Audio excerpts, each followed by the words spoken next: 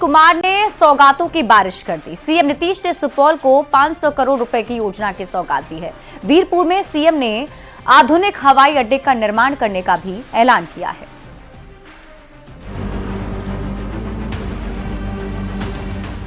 प्रगति यात्रा के तीसरे चरण में सीएम नीतीश कुमार ने सुपौल में सौगातों की बारिश कर दी।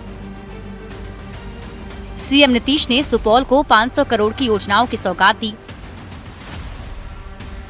सीएम नीतीश ने 158 योजनाओं का शिलान्यास और 52 योजनाओं का उद्घाटन किया है।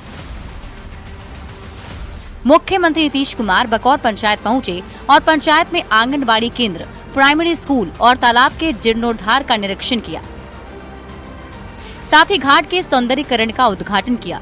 इसके बाद सीएम शहर के सुधा डेयरी प्लांट पहुंचे। यहां उन्होंने डेयरी के विस्तारीकृत संयंत्र का शुभारंभ किया। कई सौ करोड़ का शिलान्यास, कई सौ करोड़ का उद्घाटन किए हैं। काफी लोगों में उत्साह। आप लोग देख रहे हैं कि जब से हेलीकॉप्टर से आए हैं, बकौर गए, वहां कितना बड़ा उत्साह हुआ है। एरियल सर्वे किए, जो एशिया का सबसे बड़ा ब्रिज सुपौल में बन रहा है नदी पे। ये सुपौल के लिए एक सौभाग्य की बात है। प्रगति यात्रा में सीएम नीतीश कुमार ने सुपौल के लिए कई बड़े ऐलान किए हैं। सुपौल के त्रिवेणीगंज बाजार के बाईपास का निर्माण किया जाएगा। पिपरा बाजार के बाईपास का निर्माण किया जाएगा। नगर पंचायत निर्मली के रिंग बांध का जीर्णोद्धार होगा। सुपौल स्टेडियम का जीर्णोद्धार और सौंदर्यीकरण किया जाएगा। सिमराही बाजार में NH 27 के जंक्शन पॉइंट पर फ्लाईओवर का निर्माण होगा। छातापुर और त्रिवेणीगंज प्रखंड में सुरसुर नदी का चैनलाइजेशन किया जाएगा। क्षतिग्रस्त तटबंध की मरम्मती की जाएगी। वीरपुर में नया रजिस्ट्री ऑफिस स्थापित होगा। बाबा तिलेश्वर नाथ मंदिर का जीर्णोद्धार और सौंदर्यीकरण किया जाएगा। तिलेश्वर नाथ मंदिर से सुखपुर बाजार तक सड़क का चौड़ीकरण कराया जाएगा। सुपौल में नए बस स्टैंड का निर्माण होगा। वीरपुर में आधुनिक हवाई अड्डे का निर्माण होगा। वीरपुर हवाई अड्डे पर छोटे विमानों के संचालन के लिए केंद्र से अनुरोध भी किया जाएगा।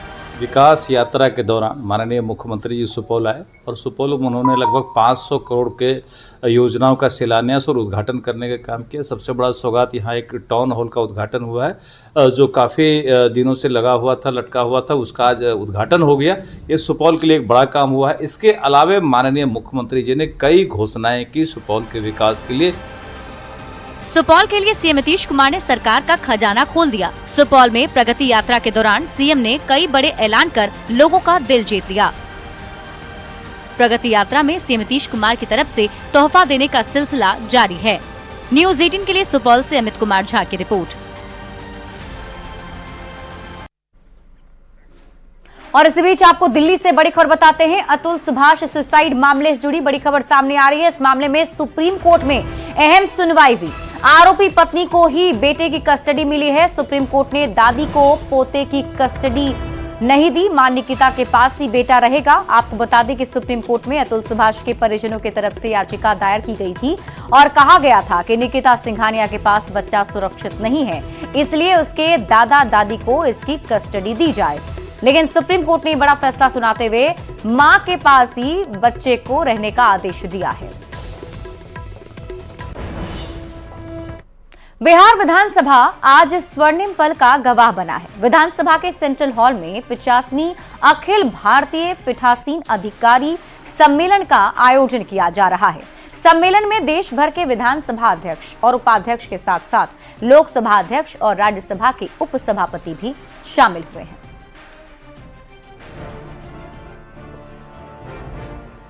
बिहार विधानसभा का सेंट्रल हॉल ऐतिहासिक पल का गवाह बन गया है। सेंट्रल हॉल में 50वें अखिल भारतीय पीठासीन पदाधिकारी का सम्मेलन हो रहा है। ये सम्मेलन 2 दिन तक चलेगा। इस सम्मेलन का उद्घाटन लोकसभा अध्यक्ष ओम बिरला ने किया। इस सम्मेलन में देश भर से विधानसभा अध्यक्ष और उपाध्यक्ष भी शामिल हो रहे हैं।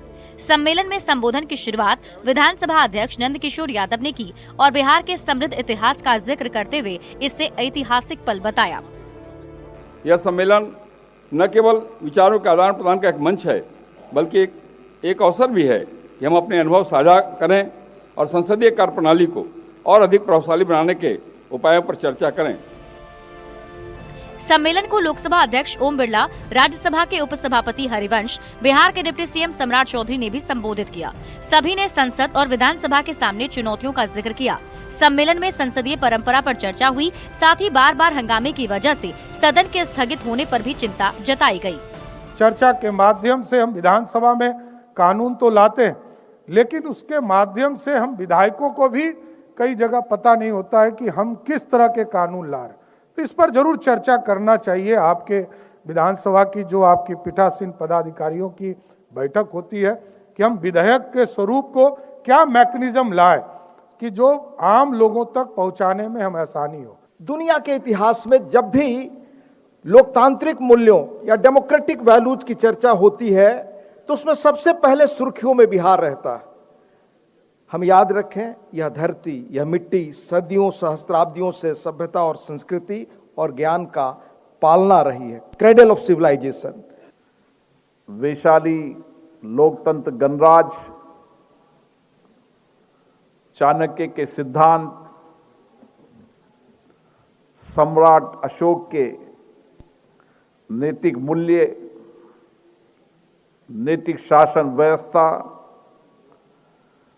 और इसी धरती से, चंपारण की धरती से महात्मा गांधी जी ने अहिंसा का संदेश दिया, अहिंसा की यात्रा की।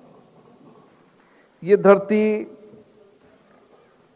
हम सबके लिए प्रेरणा की धरती है। पीठासीन पदाधिकारियों के सम्मेलन में सभी विधानसभा के डिजिटलीकरण के साथ ही विधानसभा और लोकसभा की कार्यवाही को एक प्लेटफॉर्म पर लाने के साथ 2025 में एक देश एक विधान के लक्ष्य को पूरा करने पर चर्चा हुई। सम्मेलन में भाग लेने वाले जनप्रतिनिधि इस सम्मेलन को लेकर बेहद उत्साहित दिख रहे हैं। न्यूज़ 18 के लिए पटना से आनंद अमृतराज की रिपोर्ट। और देखिए, राजस्थान विधानसभा के स्पीकर वासुदेव देवनानी को IGIC में इलाज के बाद विमान से जयपुर भेजा गया है। स्पीकर वासुदेव देवनानी पटना में आयोजित 2 दिवसीय अखिल भारतीय पीठासीन सम्मेलन में शामिल होने के लिए पहुंचे थे, जहां उनकी तबियत अचानक बिगड़ गई। उन्हें आनन फानन में IGIC में भर्ती किया गया। उनके सीने में दर्द हुआ, जिसके बाद अस्पताल लाया गया। IGIC में इलाज के बाद उन्हें स्पेशल विमान से जयपुर भेजा गया है। राजस्थान के स्पीकर वासुदेव देवनानी को एयरलिफ्ट किया जा रहा है और आपको बता दें कि आज पीठासीन पदाधिकारियों की बैठक में अचानक उन्हें हार्ट अटैक आया, फिर बाद में IGIC अस्पताल ले जाया गया और अभी एयरलिफ्ट कर उन्हें राजस्थान ले जा रहा है स्पेशल विमान से। और उनकी साथ में जो है वो स्वास्थ्य मंत्री मंगल पांडे जो है वो तमाम चीजों पे बारीकियों से नजर रखे हुए हैं और खुद मंगल पांडे जो है वो यहाँ पटना एयरपोर्ट पहुंचे हैं। कैसी हालत है फिलहाल उनकी? नहीं, चिकित्सकों ने बताया है कि उनकी स्थिति ठीक है और वहाँ पे जो उनके डॉक्टर पहले से इलाज करते रहे हैं तो वो राजस्थान जा रहे हैं ताकि पुराने चिकित्सक जो उनको देखते रहे उनसे देखभाल कराएंगे और बेहतर चिकित्सा उनको मिलेगा पुराने चिकित्सकों के साथ। यहाँ पे जब उनको हुआ तो तमाम जो सुविधाएं हैं वो पूरा उनका जांच किया गया है और चिकित्सकों ने उन्हें पूरी तरीके से ठीक बताया है और जितने भी प्रकार की जांच होनी है वो सभी जांचें हुई हैं और सभी रिपोर्ट नॉर्मल है। अचानक हुआ कैसे? 2025 के चुनाव को लेकर एनडीए के नेताओं ने बिहार में अपनी पूरी ताकत झोंक दी है और इसी कड़ी में छपरा के राजेंद्र स्टेडियम में एनडीए का जिला कार्यकर्ता सम्मेलन का आयोजन हुआ है, जिसमें सभी घटक दलों के प्रदेश अध्यक्ष शामिल हुए हैं। कार्यक्रम के दौरान विधानसभा चुनाव में 225 सीट जीतने का लक्ष्य रखा गया। साथ ही एनडीए के नेताओं ने लालू परिवार पर जमकर निशाना साधा। लेकिन लोकसभा के चुनाव ने तो साबित कर दिया कि केंद्र में माननीय प्रधानमंत्री नरेंद्र मोदी जी का और बिहार में माननीय मुख्यमंत्री नीतीश कुमार जी का न कोई विकल्प है, न विकल्प था, न विकल्प होगा। ये तो हम लोग के लिए सौभाग्य की बात है कि हम लोग ऐसे नेता माननीय मुख्यमंत्री नीतीश कुमार जी के नेतृत्व में काम कर रहे हैं। लोग लालटेन से काम चलाते थे, अब लोगों ने लालटेन को तोड़ दिया, लालटेन को छोड़ दिया और लालटेन के बदले अब सभी लोगों ने नीतीश कुमार और नरेंद्र मोदी जी का बिजली थाम लिया, बिजली थाम लिया। मित्रों, नीतीश कुमार जी अपने आप में जिस तरह से बिहार की चिंता करते हैं और नरेंद्र मोदी जी का जो बिहार, विकसित बिहार का जो सपना पूरा करने का जो पक्का इरादा है, तो एक तरफ मोदी की गारंटी और दूसरी तरफ नीतीश कुमार का विकास बिहार को आगे ले जाएगा। मित्रों, बिहार में एक और एयरपोर्ट जल्दी शुरू होने जा रहा है। केंद्र सरकार की उड़ान योजना में शामिल गोपालगंज के सबैया एयरपोर्ट जल्दी शुरू होगा। एयरपोर्ट की बाउंड्री का सांसद डॉक्टर आलोक कुमार सुमन ने शिलान्यास किया। रक्षा मंत्रालय की ओर से 4 करोड़ की राशि एयरपोर्ट की बाउंड्री के लिए दी गई है। बाउंड्री होने के बाद हवाई अड्डे को संजीवनी मिलने की उम्मीद बढ़ गई है। यहां से घरेलू उड़ान की तैयारी चल रही है। सब कुछ ठीक रहा तो अगले वित्तीय वर्ष में काम शुरू हो जाएगा। सबैया एयरफील्ड, जिसको हम लोग यहाँ स्थानीय भाषा में सबैया एयरपोर्ट कहते हैं, और ये सबैया एयरफील्ड है जो 473 एकड़ में फैला हुआ है। रक्षा मंत्रालय की ये संपत्ति है जो 1861 में सेकेंड वर्ल्ड वॉर के टाइम में बना हुआ था। काफ़ी समय लगा हमें ये ज़मीन ढूंढने के लिए, और भारत सरकार से मैंने इसको उड़ान योजना में शामिल किया। इसकी बाउंड्री के लिए, जिसका एकड़ चिन्हित 473 एकड़, उसके लिए 4 करोड़ 1,12,000 रुपये भारत सरकार ने, रक्षा मंत्रालय ने सैंक्शन किया। कटिहार नाव हादसे में अभी भी 8 लोग लापता हैं, जिनकी तलाश अभी भी की जा रही है। दरअसल रविवार को अहमदाबाद थाना के गदाई दियारा में नाव पलटने से 3 लोग की मौत हो गई थी। नाव में कुल 17 लोग सवार थे, जिसमें 3 की मौत हो गई थी, जबकि 6 लोग को बचा लिया गया था। वहीं 8 लोग अभी भी लापता हैं। स्थानीय लोगों ने रेस्क्यू को लेकर स्थायी रूप से गोताखोर टीम की मांग की है। देखिए, हम तो सरकार से मांग करते हैं कि खास करके प्रखंड में एनडीए की टीम को और आपका गोताखोर को, यहाँ एसडीआरएफ को यहाँ पे रखा जाए, ताकि 100 समय पे काम आ जाए। और फिलहाल इस बुलेटिन में अभी के लिए बस इतना ही। आप देखते रहिए न्यूज़ 18 बिहार।